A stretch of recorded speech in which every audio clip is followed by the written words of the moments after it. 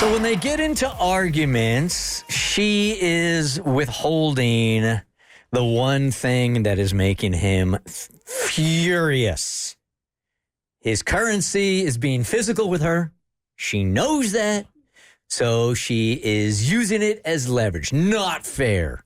Not fair at all. Kristen has the email. My husband called me out for being manipulative and that I was playing mind games. I'd love to chat with the Bert Show therapist to see if I'm actually in the wrong or if my husband is out of line. Here's the deal. Whenever my husband and I have a disagreement or get in a fight, I pull back on the intimacy front. It's not like I'm consciously trying to manipulate him or anything, but I guess I use it as a way to express my frustration. Well, he called me out on it the other day, saying it feels like I'm playing mind games with him. I'm not sure if what I'm doing is really manipulative or just my way of coping with stuff. I'm curious to know what you think. Is it totally unhealthy for me to hit the pause button on the bedroom action when we are not seeing eye to eye? Should I be making more of an effort to separate our arguments from our intimacy? Or is it fair for me to expect a bit of space and time before getting back into the lovey-dovey stuff? And then there's the flip side. Is it cool for him to expect bedroom activity from me even when we've got some unresolved tension brewing between us? That is the question. All right, we're going to bring Jessica Hutchinson on here in a second from the Honest Women podcast to answer that. She does that with Andrea Berkeley each and every week. Just really curious what your guys' opinions on this before we go to the pro. Well, if I'm mad at you, I don't want to do it with you. Yeah. Same. I understand that completely. If you're not there, you can't really force yourself to be there. Same here, 100%. If she's being authentic about it. Yeah, me neither, right? You don't want to be all mad and... Now, if you're being petty, it's depending on the level of argument you're talking about here. Like if you are using this as petty and spiteful and just to get back at your significant other for certain things, and like if you guys have established in your relationship that you are quote unquote active, say you're doing it like 4 times a week, right? And all of a sudden you're like, nope. He didn't empty the dishwasher, so I'm not going to do that. That feels different, right? And that seems like something different that needs to be addressed. Yeah, withholding as punishment isn't cool. But for me, like if I feel disrespected by you, then I am not going to let you into the most intimate, vulnerable parts of me. Like you no longer get access until we've resolved this. Jessica Hutchinson, again, she does the Honest Women podcast, which is on the Pioneer Network. Legally, I have to tell you, I own that network. So we're bringing her in for the professional opinion because all of us are on the same page here. Hey, Jessica. Hey, how you doing? Really good. Okay, so what do we got going on here? Do you see this quite a bit in your practice? Oh, I have so much. I have so much to say on this, so I'm going to try not to, I can't talk for a super long time. First and foremost, let me normalize it, okay? This is up there. This is probably number 2 that I see with couples is the sex thing. Hands down, this is so common. I could write books on it, how much I see it. So 2 things I want to say really quick, okay? Kind of like a PSA for men and women out there. Number 1, men, I hate to say it, but there is never going to be a little pink pill for women in sex. It's never going to happen.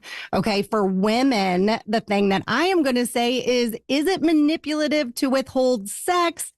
No, but it's absolutely not productive at all. It's not going to get whatever you're trying to get from it. So my first thought is what is the expectation here when you're withholding sex, right? So withholding anything, and I mean withholding verbal communication, aka the silent treatment, withholding eye contact. I'm not okay with any withholding, regardless of what it is, because it's a symptom of a bigger problem that's usually going on within the marriage.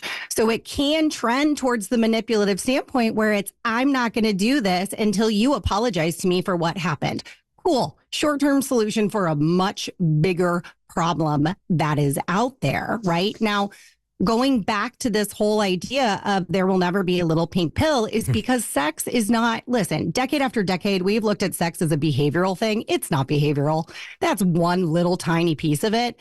There's a major psychological component to it, especially when we look at it from a woman's brain and what she needs in order to feel connected enough to engage in sex with her partner.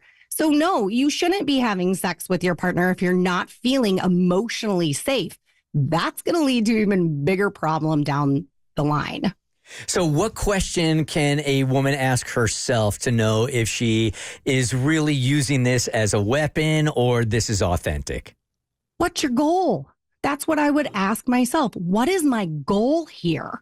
And is that an apology? An apology for what?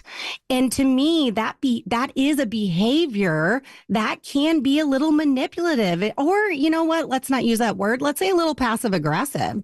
To me, it is a woman who maybe is struggling with speaking up and saying, I am hurting here, or I'm not okay with how things are running in our household right now. And there's a profound fear to say that.